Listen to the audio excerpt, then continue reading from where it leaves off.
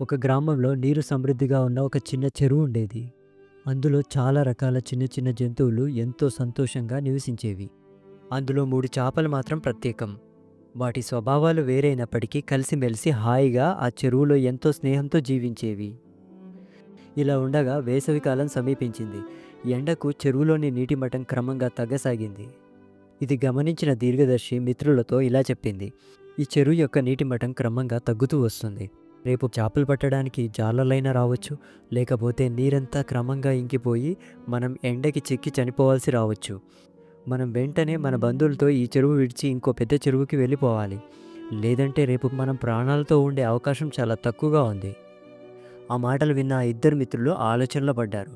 అందులో ప్రాప్తకాలజ్ఞుడు ఇలా అన్నాడు: వేసవిలో నీటి మట్టం ఇంకిపోతుందని మనం ఇప్పుడే ఎలా చెప్పగలం? ఒకవేళ పూర్తిగా ఇంకిపోతేనేమి? అప్పుడు ఏం చేయాలో ఆలోచిద్దాం. ఇప్పుడైతే నీటి మట్టం బాగానే ఉంది, ప్రశాంతంగా ఉన్నాం. ఎందుకు లేనిపోని సమస్య వస్తుందని బుర్ర పాడు చేసుకోవడం? ఇది మంచిది కాదు అని అక్కడి నుంచి వెళ్ళిపోతుంది. అది విని దీర్ఘసూత్రుడు ఇలా అన్నాడు: మనం ఇక్కడ ఎప్పటినుంచో ఉంటున్నాం. ఇప్పటిదాకా ఏ ప్రమాదం రాలేదు. ఒకవేళ ప్రమాదం రాసిపెట్టి ఉంటే ఎవరైనా ఏం చేయగలరు? అయినా ఈ చెరువు ఎప్పుడూ ఎండిపోదు. నువ్వు అనుకుంటున్న జాలర్లు రారు. అంతా నీవు ఊహించుకుంటున్నావు. నీ చాగస్తంతో నీవు భయపడి అందరినీ భయపెడుతున్నావు అని విసుక్కుంటూ కులాసాగా తిరగడానికి వెళ్ళిపోతాడు.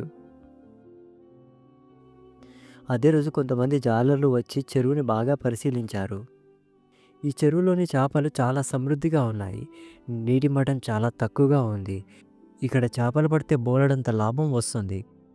రేపు ఉదయాన్నే ఇక్కడికి చేపలు పట్టడానికి రావాలి అని అనుకుని అక్కడి నుండి వెళ్ళిపోతారు.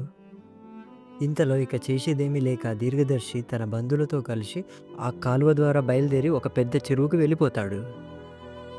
మిగతా చేపలన్నీ వాటిని తేలిగ్గా తీసి పరేస్తూ అక్కడే ఉండిపోతాయి. మరుసటి రోజు జాలర్లు వచ్చి ప్రాప్తకాలజ్ఞుడు మరియు దీర్ఘసూత్రుడితో పాటు చెరువులో ఉన్న చేపలన్నింటినీ పట్టేశారు.